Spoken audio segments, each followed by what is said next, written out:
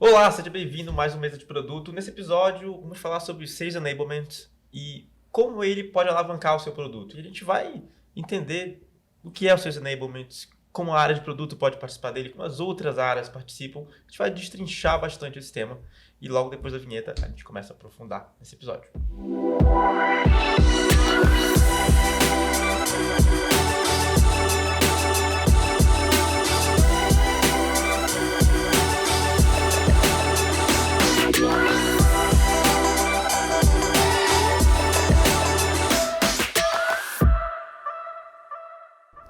Legal, gente. Para o episódio de hoje, a gente trouxe uma especialista no assunto. Essa aqui com a Bianca Maia, que tem experiência na Rede Station, Grupo Local Web, fundou a Alias, antiga Mentorelas, e também hoje está como CEO da WeedMed, certo, Bianca? Bem-vinda. Exatamente. Obrigada, pessoal. Estou muito feliz de estar aqui. Tudo bem, pessoal? E você já trabalhou com Sales Enablement, né, e outras coisas ao longo da sua carreira também, certo? Sim, trabalhei em Sales Enablement, trabalhei com vendas em quase todos os modelos possíveis. Inbound, outbound, parceiros, enfim, pré-vendas, vendas, pós-vendas. Legal. Tudo que você imaginar. Boa. E eu estou também aqui com o Rafael Farinato, nosso co-host, mais uma vez, ajudando e colaborando com esse podcast. E aí, Farinato? Olá, galera. É um prazer estar aqui novamente. Boa. E, gente, eu acho que a gente pode começar essa conversa para justamente ir no cerne da questão, que é como o Sales Enablement faz parte, deveria fazer parte da experiência interna das pessoas, né? Tipo, eu tenho um produto, eu preciso conseguir facilitar que as pessoas vendam ele.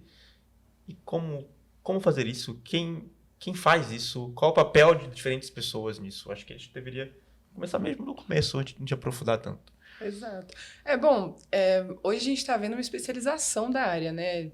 Nos últimos anos a gente tem visto pessoas que são especialistas em Sales Enablement. Antigamente não era tão assim, né? A gente tinha pessoas que já estavam vendendo há bastante tempo, ex-vendedores ou ex-marqueteiros, que acabavam migrando para essa área de treinamento. Hoje a gente já tem um modelo diferente que as pessoas podem ser treinadas para serem especialistas nisso. Eu acho que não tem como você ter uma empresa que vai chegar num modelo bem escalável sem você ter uma estrutura de Sales Enablement muito boa. A meu ver, e aí é a simplificação que eu faço, porque tem várias explicações do que é Sales Enablement, né? Mas a meu ver, Sales Enablement na prática é vender para o vendedor o seu produto. Você tem que fazer o vendedor comprar na prática, né? E essa é a grande simplificação, mas é a grande verdade da função do Sales Enablement, ao meu ver, né? Tem muito vendedor que fala isso e provavelmente os que não falam também acontece. Eles falam, não consigo vender um produto que eu não acredito. Então, é verdade. Eu tenho uma pergunta bem direta, assim, acho que principalmente o pessoal de produto que está ouvindo a gente. O Sales Enablement é o fim da venda desalinhada, Bianca? Ai, seria bom, né? Mas a gente tem que torcer para o concorrente não ser bom de Sales Enablement. É verdade. Acho que isso a gente sabe desde sempre. As experiências que a gente teve, até quem é mais novo teve pouca essa experiência, né? Mas quem já foi comprar uma televisão ali presencialmente, lembra como é que era essa experiência? Você chegava lá e o vendedor começava a te mostrar um monte de televisão, você nem sabia. Ele nem sabia se você tinha orçamento ou não para aquele tipo de televisão. Aquilo já era uma experiência horrível. Aí você ia numa loja que o vendedor te perguntava, para que você quer uma TV? Eu quero TV só para assistir streaming. Pô, então não preciso te mostrar uma 8K, talvez. Não, vou jogar um PlayStation 5. Talvez você precise de uma TV 8K. Então eu gosto de dar esse exemplo porque fica bem claro, né, de como as coisas funcionam. E isso é antigo, não é novo. O que é novo é a especialização do cargo, que é importante, é essencial, né? Sabe que um dos meus primeiros empregos da vida foi em locadora de DVD, né? Ai, que saudade. E uma das nossas especialidades é que a gente recomendava os filmes, né? Então a gente assistia os filmes que chegavam e exatamente a gente já conhecia principalmente os principais clientes. É claro que um algoritmo de recomendação conhece todo mundo. A gente tem uma certa capacidade, uma limitação, né, de quantos clientes você consegue conhecer. Mas a gente conhecia o gosto mais ou menos de alguns clientes, então a gente recomendava e isso era um diferencial, né? Em 2002, 2001, enfim, locadora de DVD é tão antigo, né, que, enfim, entrega um pouco a idade. E era isso, as pessoas, às vezes chegava um cliente novo, tinha acabado de abrir ficha, você abriu uma ficha, né, na locadora, a gente perguntava, me fala um pouco que filmes você gostou, quais são seus filmes favoritos, o que você gosta de assistir, né, o que você gostaria de assistir esse fim de semana, como é que tá a sua vibe nesse fim de semana. E aí, com base nisso, a gente recomendava alguma coisa, assim. Então, isso é super antigo mesmo, né? Essa venda alinhada, essa venda de acordo com a necessidade do cliente, é antigo, mas acho que quando você pega para fazer as coisas em escala, por exemplo, a gente tinha ali 3 pessoas atrás do balcão. Quando você pega para um time de vendas de 50 pessoas, 60, 200 pessoas vendendo, é difícil você escalar isso, né? E fazer essas pessoas saberem exatamente quais são as perguntas a serem feitas, e conhecer o portfólio de produto também, né? Acho que são dois desafios em paralelo, né? Como investigador, mas também como é que você conhece muito bem o que você tem para saber o que você pode oferecer. Porque se você nem tem uma TV de 8K, não adianta também falar, não, para esse fim é melhor você comprar uma TV de 8K, mas eu não tenho ela aqui, né? Não, e vocês Vai estão comprar em falando outro lugar. Estão falando da venda desalinhada no sentido de versus a especialização, mas também tem a venda que a pessoa fala, não, a gente faz isso sim, a gente entrega isso. E ele não entrega. Não entrega. O cliente pagou, ele comprou, ele está esperando aquilo que falaram que entregava. E aí, de repente, vira uma demanda para a área de tecnologia implementar aquilo, e às vezes nem é implementado. E como que é isso? E como que Sales Enablement resolve essa grande dor, assim, né? Que ferramentas, que materiais, que técnicas que a gente tem para, como você falou, né, para vender o produto para o time de vendas, assim? Você citou, aí vender para o vendedor, né? Você citou o exemplo da locadora, que é reconhecer o perfil ali do seu cliente.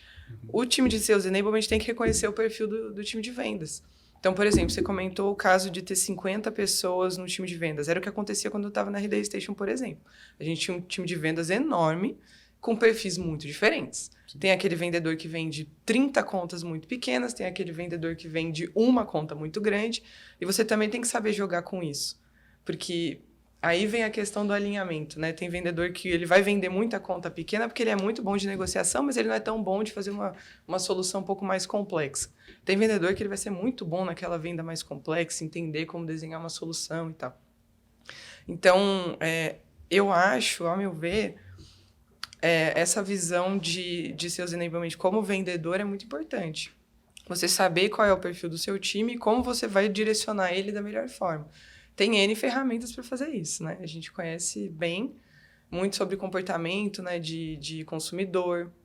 Assim, eu sempre dou o exemplo que é o mais simples possível, porque eu acho que todo mundo tem que começar do básico, senão a gente fica reinventando muito a roda. Mas se você pegar qualquer livro de marketing da década de 60, já vai te falar isso. Né? Que a gente tem que conhecer muito bem o comportamento do nosso consumidor e já tem ali todos os frameworks, todos os processos de analisar isso. Então, para mim, Sales Enablement é uma coisa mais recente, é uma especialização mais recente, mas que pode se basear em muito conhecimento que já existe há muito tempo, tá? Acho que de maneira geral é isso. Estou falando de maneira geral, Não, né? ótimo. Eu queria até aproveitar isso e entrar num ponto que eu já vi como dor em vários lugares, que é, chega lá a pessoa de Product Marketing, Sales Enablement, e monta um material muito massa, bonito, cheio de informação, incrível. Colorido, foto, infográfico, posso até por design. A galera de Sales Enablement, de vendas, não lê. Não lê. Aí começa a ter dúvida, a pessoa tá lá no material, começa a dizer, tá aqui no material, mas tal coisa tá aqui no material. Como resolve esse problema? Porque muitas vezes o problema não tá na documentação e no material, tá em a pessoa sentar a bunda e ler. Ou ter uma aula, sei lá. Enfim, como que você dribla esse tipo de problema? Aí vem de novo você conhecer o seu consumidor, né?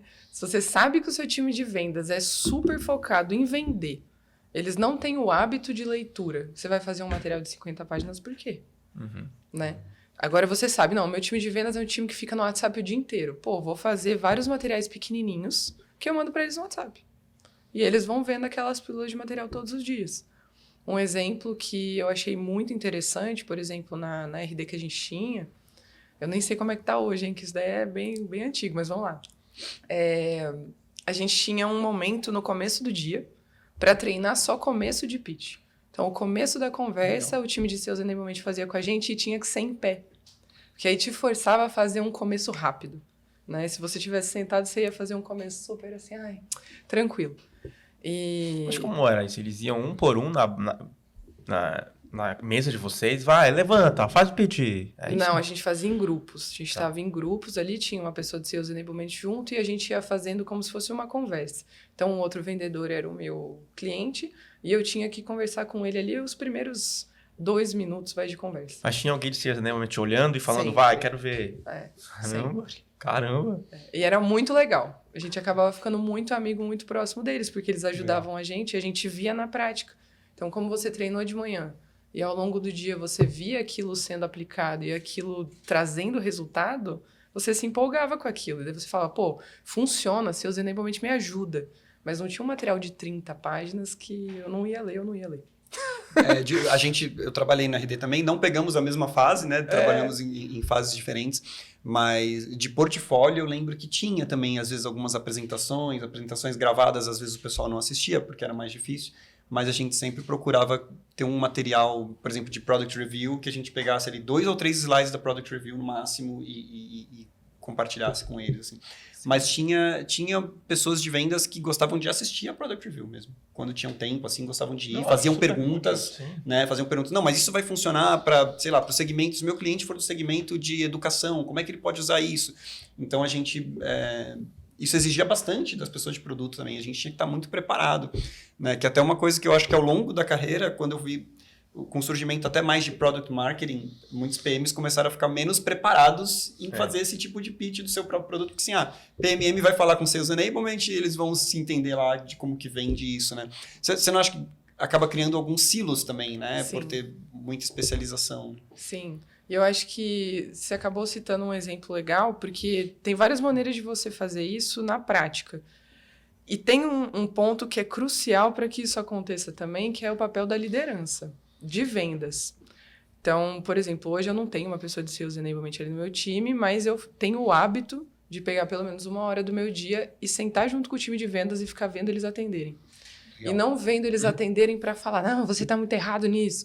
Não, era vendo eles atenderem para falar, olha, aqui você pode ter um pouco mais de empatia com esse cliente. Esse caso aqui você pode resolver de uma maneira diferente. Esse caso aqui talvez valha a pena a gente conversar com a pessoa, ver se tem uma outra possibilidade para ela. Então, o papel de liderança de vendas, às vezes também vai fazer o papel de Sales Enablement num cenário um pouquinho menor. Às vezes vai ser a pessoa de marketing de produto, às vezes vai ser o próprio PM, como você falou. Mas com as especializações, a tendência é cada um se fechar dentro do seu mundinho e falar, não preciso saber o que os outros sabem não, que eu já estou sabendo o meu, já é demais. Em empresas menores, né, mais até... Fiz isso na RD, fiz isso na Involve, depois também incentivava os PMs a fazerem.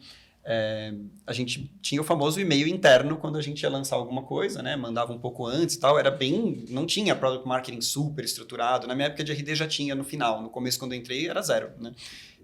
E uma das coisas que eu fazia e depois incentivava o time a fazer era no e-mail ter os bullet points por área, né? Então, assim, estamos lançando essa funcionalidade daqui a 2 semanas, etc.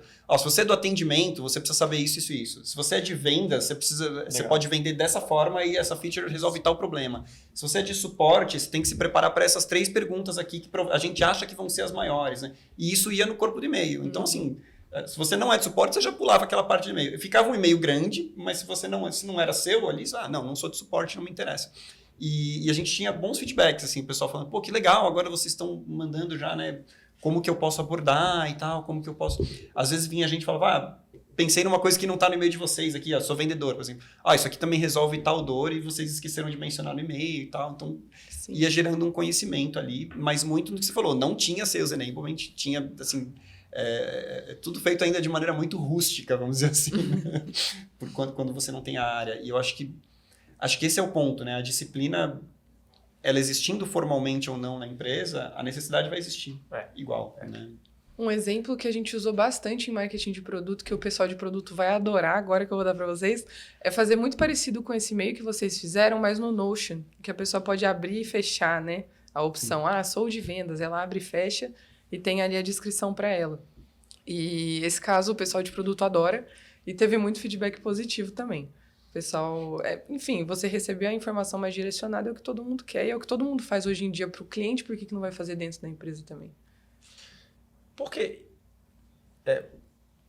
vocês acham que Sales Enablement precisa ser uma área, então? Precisa ser uma área? Porque eu acho que o valor dele a gente tá enxergando que é alinhamento, as pessoas entenderem o papel dela, entenderem o que o produto faz, saberem das novidades, estarem por dentro, né? Alinhamento que todo mundo consegue entregar um resultado melhor após isso. Mas precisa ser uma área, então? Ou não? Pode ser só um chapéu que uma área tá vestindo? Depende do tamanho da empresa. E depende do nível de complexidade da sua venda. Se você vai vendo que a sua venda já chegou num nível, né? Que não tem como melhorar mais dentro do que você já está fazendo, você tem que mudar alguma coisa. Geralmente é especialização. E dependendo do tamanho de empresa também. Quanto mais pessoas você tem, mais atenção você precisa dar para esse tipo de cenário, né? Esse tipo de área. Então, acho que essas duas coisas seriam as coisas que eu apontaria como essenciais. Ok. Quando você acha que dá para ter indícios de que chegou a hora de criar uma área? Você falou, hoje eu não tenho, por exemplo. Né? Uhum. Que indícios que você olharia para saber, não, acho que agora chegou a hora de especializar isso aqui, porque precisa ter alguém com essa responsabilidade, assim. Para mim, sempre que você chega no momento de estagnação, a hora que você chega no momento de estagnação, você tem que fazer alguma coisa para mudar. Uhum. Pode ser Sales Enablement, como pode ser outra coisa, né? Mas momentos em que você começa a fazer o mesmo resultado muitas vezes e aquilo não muda, 2, 3 meses na mesma coisa, você tem que fazer alguma coisa para mudar. Se você está buscando, óbvio, né, a escalabilidade do seu negócio. Nem sempre o problema também é Sales Enablement. Às vezes o problema está até no incentivo. Já vi isso acontecer em diferentes empresas. Chega um produto novo e os vendedores só têm bônus para um produto antigo. Uhum. Não, vamos vender o produto novo. Não. Aí você vai lá e você coloca, não importa o Sales Enablement. Aí você vai lá e coloca um bônusinho menor pro produto novo. Eles vão vender menos ou nada.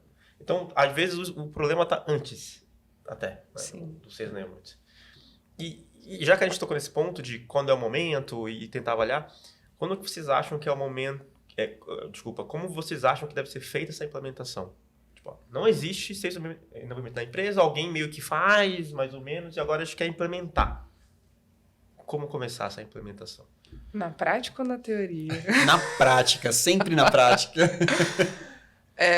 Eu acho que... Eu gosto muito da definição do HubSpot sobre Sales Enablement, porque eles usam uma palavra que, para mim, é essencial, porque eu vim de um histórico de growth muito forte, que é iteração. Você faz várias vezes a mesma coisa e você vai aprendendo qual que é a melhor forma de fazer. Não tem como você colocar uma área de Sales Enablement sem testar antes. Então, eu sou da teoria de que é melhor você já, sem ter muita especialização, você começar a testar a possibilidade, você viu que vai dando resultado, aí você contrata uma pessoa especialista que vai fazer muito melhor que você. Mas até então você já testou, já validou, já viu que aquilo faz sentido. Porque, como você mesmo falou, às vezes é uma situação que não tem nada a ver com seus enablement, né? E precisa ter o alinhamento ali do gestor com o time de seus enablement. Senão é só para ficar bonito para mostrar para o investidor. Sim. Né? E eu sou a favor dessa visão de growth para quase tudo. Você falou de contratar uma pessoa, assim, mas podemos achar lá no time, assim, que características que a gente busca. Não necessariamente, não sei, na verdade, eu não quero enviesar a resposta, mas a melhor pessoa do time de vendas é a pessoa mais habilitada para ser Sales Enablement, por exemplo, e treinar os demais? Não necessariamente, né? Não necessariamente. Todo mundo já teve aquele professor que sabia muito, mas não sabia ensinar. Sim.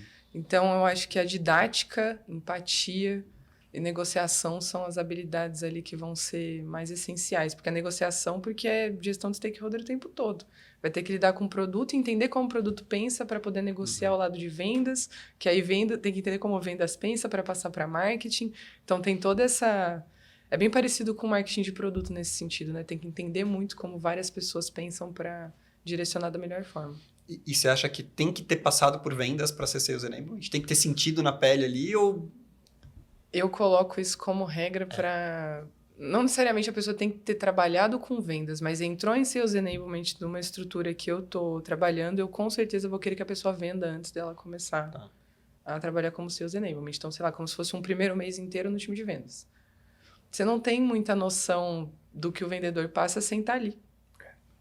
E do que aquele vendedor vendendo aquele produto naquela empresa, né, para aquelas pessoas, porque às vezes você vendeu em outra empresa, sei lá, era enterprise, agora você foi para uma pequena e média, né, vende para SMB. Sim. É outro jogo, completamente exatamente diferente. O que eu passei, tá?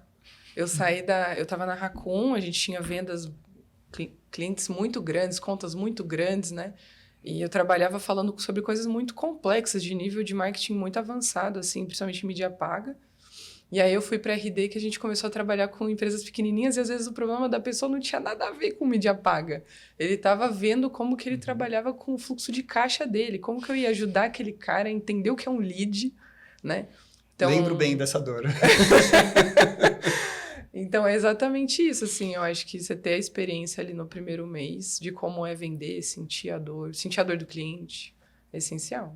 Eu acho que não é só também o segmento, vocês tocaram nos pontos de, era pequena, agora é média, grande, Sim. mas até para quem você vende, porque você estava até vendendo ainda para empresas, né?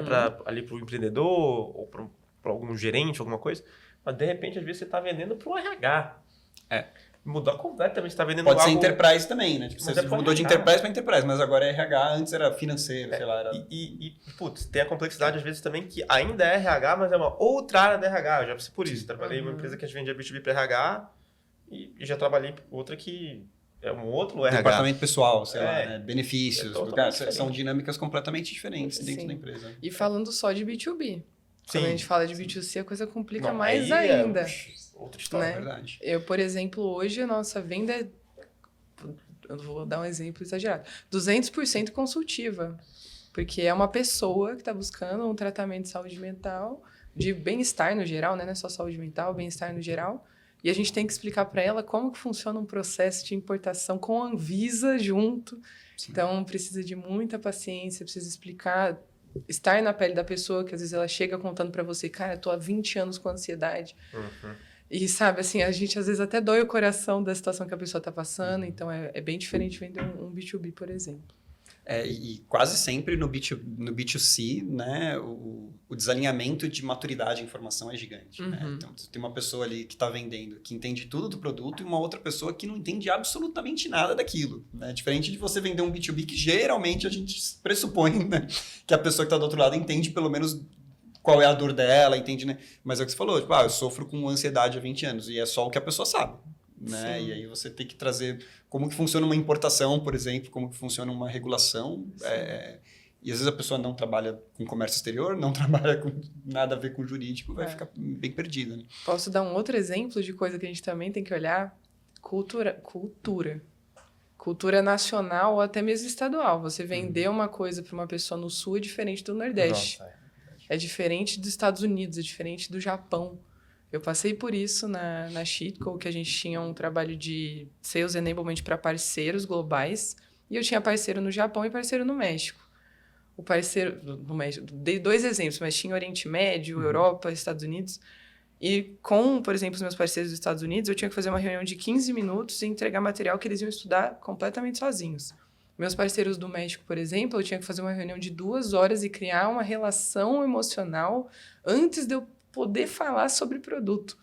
Então, esse também é um outro ponto que, para quem está trabalhando aí com produtos que quer internacionalizar, precisa estudar um pouco de inteligência cultural. Tem um livro muito bom, inclusive, que chama Inteligência Cultural. Legal, vamos deixar aí o link, pessoal. Falando em links, vou aproveitar o gancho do link. A gente tem uma Sprints com a Bianca e tem mais uma instrutora também nas Sprints. Sim. Isso, a Ana. Ana, de Sales Enablement.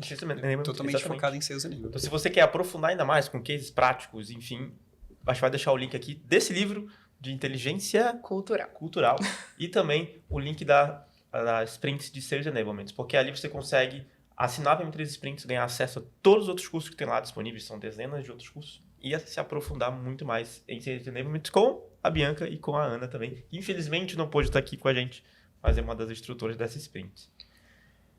Agora que passou o jabá, eu tenho uma pergunta, que é como é que a gente faz para o feedback voltar para a área de produto? Porque o Sales Enablement também está um pouco no meio, né? Ela muitas vezes é a primeira pessoa ou área a entender as novidades e tudo mais para mastigar e deixar mais preparado ali para a equipe de vendas. Mas a equipe de vendas vai chegar lá na ponta e vai falar, putz, isso aqui não está funcionando, isso aqui não é interessante, isso aqui não está bom. Como garantir que essa informação trafega e as pessoas conseguem se alinhar? Você falou, na verdade, o problema de todas as empresas, né? Como você já tentou resolver algo? Já. Eu acho que aí a gente entra no... Eu simplifico muitas coisas, né? Mas é porque realmente é simples, a resposta é difícil fazer. Relacionamento. E isso vai variar de acordo com como está a estrutura hierárquica da empresa. Então, se você tem Sales Enablement dentro de produto, ele vai ter que fazer um esforço para ter um relacionamento com vendas. E aí vai ter que ser um esforço proativo. Porque vendas não vai priorizar sales enablement, porque não é a mesma área, não é o mesmo centro de custo, né? São estruturas diferentes. E vice-versa. Se sales enablement está dentro da área de vendas, aí tem que fazer um esforço proativo de se relacionar com o produto. Para mim, a maneira mais inicial de fazer isso é entender como o produto pensa.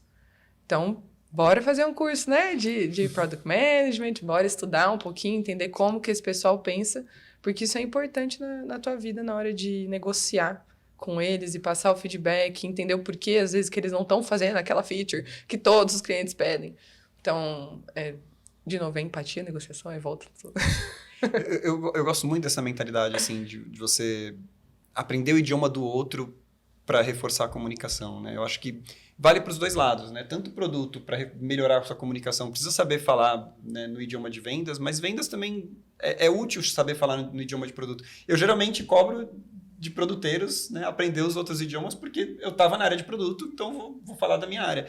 Mas é desagradável você cobrar da outra área, né? Falando, vocês precisam entender o que a gente faz, assim, eu acho um pouco desagradável. Mas eu acho que essa é uma mentalidade que funciona para qualquer área, né? A partir do momento que você quer derrubar silos, que você quer, enfim, estabelecer um canal de comunicação, acho que tem um pouquinho da sua responsabilidade também de aprender aquele idioma, né? Você nunca vai ser fluente, nunca vai ser nativo, né? Mas se você tem um nível ali que consegue se comunicar bem, eu acho que esse fluxo volta.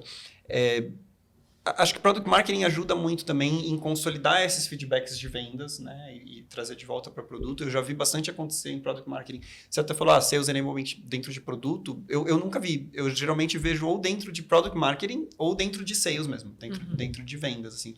Mas dentro de produto, acho que eu acho até mais difícil, assim, né? Pensando até na carreira da pessoa, né? Que ela está ali sendo liderada, às vezes, por alguém de tech, né? Para ela não tá fazendo muito sentido aquilo como progressão de carreira, como aprendizado, né? Mas é exatamente isso que chegou ela a ver vai aprender. Dentro de produto? Agora, na Engineering, o nosso time tinha Sales Enablement dentro de produto. Dentro de produto. Product Marketing também. Uau! Então, a gente era como se fosse uma parte da squad a mais, assim, né? Que não tem geralmente, tem a mais. E era legal, a gente fazia todas as reuniões de produto, participava das reuniões de tech. Que legal. Então, a gente aprendeu a falar muito sobre tech. E era legal, porque a gente conseguia explicar para o vendedor, olha, não está acontecendo isso por causa da parte de tech A, B, C. Então, que é uma tradução, né? Na prática, você está fazendo uma tradução. E a tradução é essencial. Que é o problema, a gente falou disso, né? É o problema da maioria das empresas. Como que as pessoas se conversam conforme você vai crescendo. E nisso eu defendo muito o especialista generalista, que eu gosto de falar. Que é aquela pessoa que ela é especialista em Sales Enablement, ela é especialista em Product Marketing, mas ela sabe um pouquinho de cada coisa de outras áreas. Olha, assim, nunca foi... Eu sou a favor do conhecimento, nunca é inútil. Então, por exemplo, teve várias vezes que eu entrei numa área de produto em que eu fui muito mais valorizada pelo time de tech quando eu sentava, conseguia ler um código com eles e discutir. E isso não é muito comum, né? A gente não vê o time de marketing geralmente tendo esse nível de discussão. E eles me valorizavam muito mais e começavam a me dar muito mais informação para eu trabalhar. Então, enfim, saber esse um pouquinho de cada área ajuda muito a cortar caminho. Eu acho que, eu super concordo, o mundo é cada vez mais generalista nesse sentido e as pessoas às vezes se assustam, né, quando a gente fala generalista. Eu tenho que aprender tudo isso, tenho que saber tudo isso. Então, você vai escolher algo para você ser profundo, algumas coisas, e você sabe um pouco dos outros. Inclusive, por isso tem sprints, né? Volta aí. Exato. Mas olha, assim, é óbvio que a sprints é muito mais aprofundada do que eu vou falar agora, mas tem coisa que é de graça e é rápido, né? Óbvio, que é você ir no chat GPT. Você vai falar com vendas, me fala o básico, né? Do que um vendedor valoriza. Me fala, né? Pede. É uma boa saída. Vai lá no chat GPT, você vai falar com Sales Enablement. Me fala o que é Sales Enablement, me fala, né? E lá no chat GPT, você... não vai ser o conhecimento mais aprofundado do mundo. Obviamente, a sprints é muito melhor, né? Mas se você só tem 5 minutos, né? Você lê ali a resposta do chat GPT, você já consegue falar, então estou falando com uma pessoa que tem uma cabeça orientada a um batimento de metas, é uma pessoa que tem uma cabeça que ouve muitos nãos ao longo do dia, né? Então você tem que ter essa empatia de que você de produto está indo lá falar o 15º não do dia daquela pessoa, né? E para você é só um não, mas para ela é o 15º do dia. Então ela já está sem paciência. Ela já está sem paciência de ficar ouvindo não. E o que ela ouve da liderança dela? Não, você não pode aceitar o não, você tem que buscar vendas, tem que buscar conversão. Então você tem do outro lado uma pessoa que foi treinada a carreira inteira para te convencer, né? Para te persuadir. Então, se você não faz pelo menos essa lição de casa, assim, fala, vai lá no ChatGPT, fala aí quais são os dilemas do dia a dia de um vendedor de software. Pô, vai ser muito simples você entender com quem você está falando e é muito... É raso, eu sei, é superficial, eu sei, mas é gratuito e rápido. Né? Para estabelecer uma primeira comunicação. Né? Eu concordo, adoro o ChatGPT, gente, adoro. A gente também é bem fã. Eu adoro IA de maneira geral. E um complemento é você entender o time de produto e o time de Sales Enablement, entender como que é a estrutura de comissão. Porque é assim que vai... Né, a gente sabe que vai direcionar a cabeça do vendedor. Se o vendedor vai receber mais se a venda for no cartão ou no boleto, você tem que conseguir direcionar seu produto dessa forma. Porque senão você só está... Por exemplo, se você só está melhorando o processo de compra no boleto, mas na verdade o vendedor ganha no cartão, ele vai ficar bravo com você, é óbvio.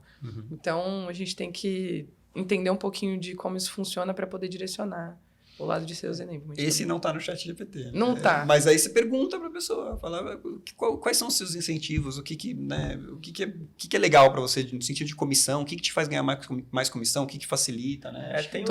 Só tomar cuidado, em alguns lugares isso é um dado bem sensível, sério? Então, às vezes, principalmente enterprise, aí você tem que entender um pouco mais pelo... Enfim, né? Conhecer um pouco mais de como funciona. Mas em startup de maneira geral... startup de maneira geral é bem tranquilo. Tem uma maneira legal que eu gosto de fazer isso toda empresa que eu entro, que é um mapeamento de stakeholder. Eu acho que o nome é Stakeholder Matrix. Se duvidar, eu te deixo o link aí. Talvez tenha no nosso blog, eu te deixo o link aí também. Mas basicamente é uma matriz de stakeholder que você vai entendendo os incentivos dele. É uma tabela, na verdade, no Excel. Você vai entendendo as métricas mais importantes para cada um e você entende... Claramente fica evidente ali os incentivos de cada. Vendas curto prazo, incentivos bem mais financeiros. Você olha para marketing, é um incentivo diferente, dependendo do contexto da empresa, até mais médio, / longo prazo. Você olha para diferentes áreas de produto, eles têm diferentes métricas, diferentes incentivos, diferentes KPIs, diferentes maneiras de olhar sucesso. Então... Tem até sazonalidade, né? Você vai falar com o vendedor no final do mês, na última semana do mês, na última semana do quarter, você vai ser ignorado. Vai ser ignorado. Então, que bom que você vai ser ignorado, porque ele nem devia estar falando contigo mesmo. Exato. Então, acho que é importante, muitas vezes, mais do que acho os 5 minutos do ChatGPT, é você fazer um mapeamento até mais amplo da sua empresa. Tem uma questão aqui, um parêntese só, do vendedor no final do mês, que dependendo do incentivo, inclusive de meta, etc., o vendedor, já bati minha meta. Tô com 2 vendas aqui, vou botar o faturamento só mês que vem. Vou segurar pro mês que vem, né? Vou segurar para garantir minha meta ali. Então, isso também influencia, né? Se o bônus, gestão de pipe. Se a comissão é mensal, trimestral, semestral, tudo isso também influencia. Se tiver acelerador depois do 100%, então, aí que o pessoal fica mais maluco ainda. E é bom isso, na verdade, né? Porque daí você aprende como motivar a galera. E eu vou adicionar um outro ponto. Não só entender as motivações diárias ou as motivações profissionais, entender as motivações pessoais. Porque às vezes você está falando com um vendedor que vai ter um filho agora.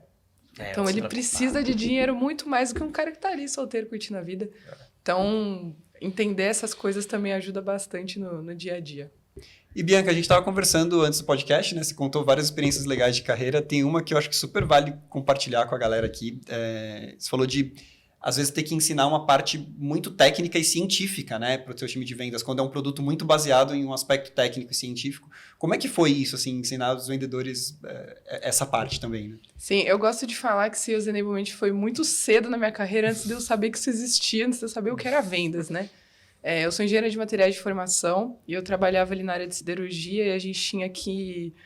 enfim, explicar para um time de vendas que era técnico, mas também não era... todo mundo era engenheiro de materiais, né? Eram engenheiros, às vezes, de outras áreas. E explicar para eles como que eles podiam fazer, né? Qual que era a melhor forma deles apresentarem um produto e apresentarem valor de uma coisa, às vezes, microscópica, tá? Vou dar um exemplo para vocês. Existia um material que a gente queria trabalhar com reciclado dentro dele. E a ideia era que fosse de 5% a 10% ali de reciclado para a gente diminuir o nosso custo. Mas imagina você falar isso para o seu cliente. Olha, eu vou usar material reciclado para o seu forno de produção de aço. Pode ser que seu forno estoure, né? Vamos lá, distribuir aço para todo mundo a 1.500 graus. Então, a gente tinha que fazer um trabalho de convencimento, um trabalho técnico, científico muito forte antes para apresentar esses resultados. E era tão microscópica a situação que era uma parte da nossa formulação, que era uma molécula muito grande, que a gente teve que diminuir o tamanho da molécula para ela apresentar resultados melhores. Imagina eu explicando isso para um vendedor. Então, hoje eu sei contar essa história simples do tamanho da molécula, porque eu tive que falar ela tantas vezes naquela época. E era uma coisa complexa, e no fim a gente conseguiu até colocar 30% de material reciclado ao invés de 5%, e os resultados foram todos melhores. Mas aí tinha um processo científico muito forte de mostrar resultado prático, né? Então, a gente testava bastante no laboratório, chegava para o time de vendas e falava, olha, esse resultado do laboratório significa que o seu material, quando ele estiver na parede do seu forno, vai durar 3 vezes mais, né? Ele vai ficar mais tempo, a erosão vai ser menor, você vai ter que demolir o seu forno menos vezes. Que isso, para um engenheiro que está ali dentro da siderurgia, demolir forno é parar forno. Imagina parar a produção de aço de toneladas de aço. Sim. Então, é muito dinheiro envolvido, né? Muita energia envolvida para aquecer e desaquecer o forno. Então, todo esse processo a gente teve que explicar. Enfim, é aquela coisa que a gente falou antes, né? De traduzir para as pessoas uma coisa que é super complexa. E virou um benefício, né, na frente. Virou então, assim, você explicou o tamanho da molécula, mas lá na frente, ó, você não vai precisar parar seu forno, você vai economizar X%, isso vai ser melhor para você. Então, não tem como fugir do valor para o cliente, né? Como que isso vai entregar valor para o cliente também. Não tem. E essa parte da molécula, o pessoal achava interessante, né? Então, trazia um pouco de, olha, nossa, que legal. Traz uma certa autoridade, né? Pô, ela tá falando de tamanho de molécula, né? Deve ser bom isso. O volume ocupado por uma molécula de polímero, uau. Que legal. Você comentou também aí nos bastidores, acho que é legal falar, você citou de um caso que as pessoas estavam acostumadas a vender um tipo de coisa e surgiu um produto novo e você teve a complexidade de colocar isso também. Conta um pouquinho desse caso. Sim. Isso aconteceu comigo 2 vezes e foram empresas que estavam acostumadas a vender serviço, né? Eram acostumadas a vender consultoria e, de repente, decidiram fazer um SaaS. Quem nunca passou por isso? Todo mundo já passou por isso, né? E eu entrei já com especialidade em SaaS, já estava vendendo SaaS já tinha um tempo. E a primeira coisa que eu fiz e a primeira coisa que eu indico para todo mundo, inclusive está ali na dica do Sprint, a primeira coisa que você tem que fazer é sentar junto com o time de vendas e vender também. Não necessariamente você ser ativo de primeira, mas você sentar para assistir as calls de vendas, né? Então, o que eu fiz? Eu passei uma semana assistindo call de vendas, call de pré-vendas e call de CS. Vendo tudo que eles estavam fazendo. Aí eu fui entendendo pelo que o cliente pedia, porque eu ia anotando as perguntas e anotando as palavras que os clientes usavam, eu fui entendendo, pô, isso aqui eu preciso colocar dentro do meu pitch. Se eu estou falando de software, meu cliente vira para mim e fala, putz, eu preciso de uma ferramenta, eu não posso ficar usando a palavra software. É simples, mas assim, de maneira geral é isso. E aí, na hora de fazer o storytelling, eu fiz o storytelling na medida que iam vindo as dúvidas. Então, eu desenhei a apresentação do produto para o time de vendas na medida que iam aparecendo as dúvidas e que ia engajando a pessoa. Então, quando a gente chegava no fim da reunião de vendas, a gente já tinha explicado tudo o que ela ia me perguntar. Então, reduzia muito a quantidade de dúvidas no final. Era muito mais circunstancial do que eram aquelas mesas, dúvidas que todo mundo tinha. Então, isso foi mais ou menos 1 mês, assim, até a gente ter um resultado relevante, mas a gente teve um aumento aí de 10% de conversão da parte de... como é que era que a gente chamava? De avaliação para a solução ali, né? Que a gente passava desse processo. E nessa hora foi... Peraí, deixa eu ver se eu entendi direito. Foi só essa mudança das palavras ou você também mudou algumas outras coisas? Storytelling todo. O storytelling inteiro, a ordem das coisas. A ordem das coisas. Porque assim, o que acontece muito em empresa de consultoria? De maneira geral, tá? Tem um estereótipo, mas de maneira geral. Ela fala muito dela. Ela começa falando dela. Quando você vai vender software, geralmente você tem que falar muito mais do problema antes de você falar de você. Porque, às vezes, a pessoa que está comprando, como é um valor muito mais baixo, ela não está ligando muito, assim, para sua referência. Ela está ligando para o problema que ela tem, que ela quer resolver. A gente tem essa mudança, assim, né, de perfil de um tipo de serviço para produto.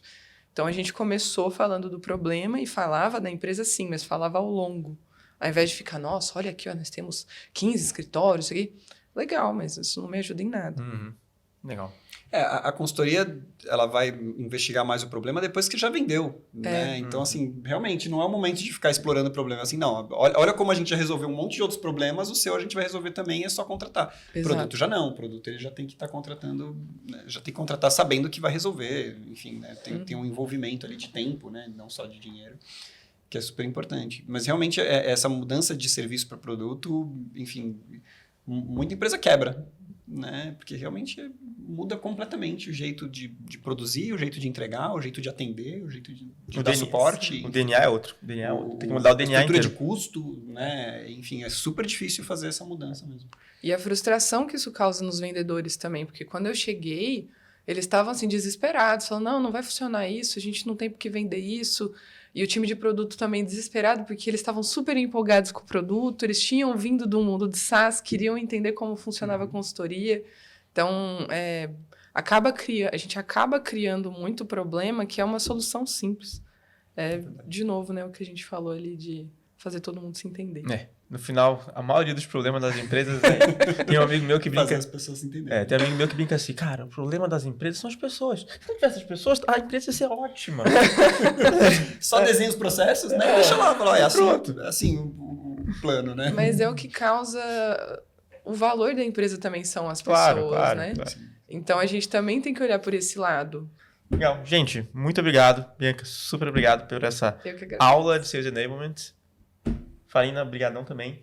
Para você que ficou até o final, se você quiser saber mais, se aprofundar muito mais em Sales Enablement, não esquece que o link da PM3 Sprints está aqui para você conseguir estudar sobre isso e outras coisas que a gente até citou também, sobre ser generalista.